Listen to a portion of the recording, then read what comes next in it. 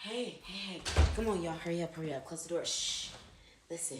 So, I was getting ready to go somewhere. And then I had the urge to come tell y'all a story. Oh, the door opened. Don't mind the box. It's my water cooler. Yes, I bought a water cooler.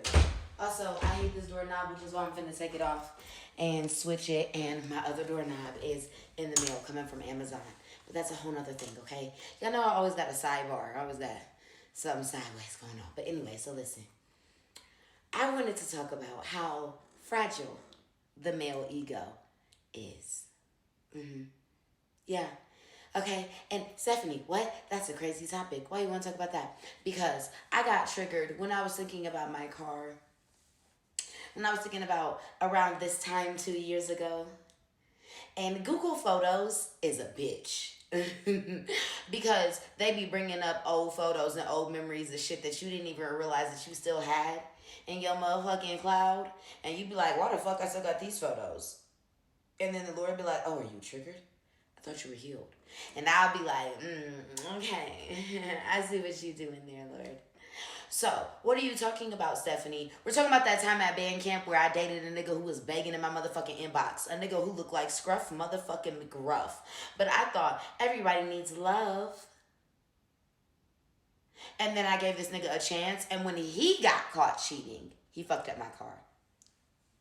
Yeah, okay, let me go back. I skipped a whole bunch. But I just wanted to give you a summary. See if you wanted to still stick around. If you don't, bye. Okay, anyway, if you're still here listening. So this one time at band camp, right? Here I was minding my gorgeous ass business. And a nigga that, again, looked like Scruff McGruff. A nigga that looked like he needed a hand up. But he was sweet and he was funny and he was well known in my city. So, you know what I'm saying? He came with good reviews-ish. They were suspectual. But anyway. So, I started dating said individual. And, yeah, things was cool at the beginning. But then his baby mama hopped into my inbox. And I love to do a return to sender. Yo bitch come my way, I'm sending her right back yours. Because it's not my problem. And you nor her are going to make it one. Okay? I'm not doing that. I'm way too far past that. Don't send that bitch my way. I'm going to do that bitch a 360 and send her right the fuck back where she came from. I'll put that thing back where it came from. So help me. Y'all remember Monsters Inc? No? Alright, sidebar. Anyway. So, after we've been dating, probably only about a couple weeks, the baby mama hits my inbox. Again, that's a red flag. I'm like, what the fuck? And this was the baby mama that he had been with for some years, and they had a couple of kids together, and I should have known better. When you only got one baby mama, you've been with this bitch for umpteenth motherfucking years, I should have known better. 10 years and 3 kids? Suffering succotash. I should have known better. But I thought, oh, he loyal. He's sweet. He's cuckoo for fucking Cocoa Puffs, bitch. So, baby mama hops in my inbox. I address it. I tell him whatever. There's a series of time that we're all going back and forth. And I'm telling him like, hey man, you get her ass. You better rein her in. You better rein her in. Whatever. Thanksgiving comes. He says, I'm about to go home to go see my kids. Well, not home, but she lived in a different state. He said, I'm about to go there to go see my kids. I say, okay, that's cool. I understand. You want to spend a holiday with your children, but believe me when I say, touch that bitch. And I'm going to know. I'm going to know. They're never going to know. How would they know? Bitch, I'm going to know. Fuck is you talking about? When you are literally tapped in with the Lord, you know. And I don't care what y'all be saying about no woman's intuition. Oh, when a man is upset, how come? Bitch, I know then too. But you niggas be trying to act like y'all closed lip, like y'all can't express y'all feelings to a bitch. Y'all be scared and lying about your motherfucking feelings. So when a bitch asks you what's wrong, you don't say nothing. So that argument about, oh, how come a bitch can detect when you cheat, but she can't detect when you sad? Bitch, I did ask you. I knew when you was sad and I knew when you was cheating, ho. You lied about both. Okay, glad we could talk about it. Anyway, so I tell him, don't go and fall into her trap. Because as soon as you touch down, this bitch don't want you with me. So the first thing she's going to do is offer you a piece of pussy. And yes, I said that. You ain't get a piece of pussy, that be you niggas in my inbox. A piece of pussy, please. You do, please. Like some fucking peasants that you are. Anyway, I tell him, don't fall into it, the trap. But of course, he don't listen to me. Whatever. He get down there, he start acting funny. Only talking to me when he going to the gas station. Just moving funny. And I'm already knowing, I'm too grown to not know when a nigga is on some bullshit. Especially when you deviating from the regular plot, my nigga. Fuck is you talking about? I pay attention to details. So much so that it will probably piss you off. But anyway, he gets back, and when I pick him up from the airport, I look him dead in his face and I say, oh, so you fucked your baby mama, huh? How was it? He like, what? He automatically on the defense, la, whatever. Long story short, we go back to my crib the next morning. I wake up. I say, so sis, what's the tea? She sends me a motherfucking autobiography complete with photographs and all types of shit about how this nigga done basically been with her this whole time. He booked the Airbnb so that he could send me a receipt, knowing damn well he was going to go stay with this bitch. Okay, so long story short, I call him on it. I'm like, yeah, nah, you got to go, cuz you doing too much. You can't cheat on me. I told you from the get-go that's a deal breaker for me. I don't do unfaithful niggas because you're a liar. I don't fuck with liars. Okay, so then, long story short, he trying to get me back. He's sending me gifts. He's doing the most. He's sending me edible arrangements, flowers, Harry Potter book sets, just money, just doing the most. He texting me from any and every number because he's blocked.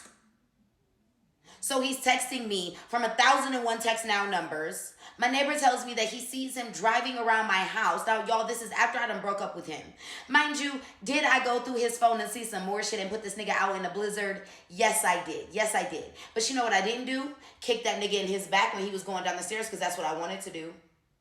I just told him to get the fuck up out my house. Yes, I woke him up out of a dead sleep. Yes, I did. But I didn't punch him. I just woke him up and told him to get out.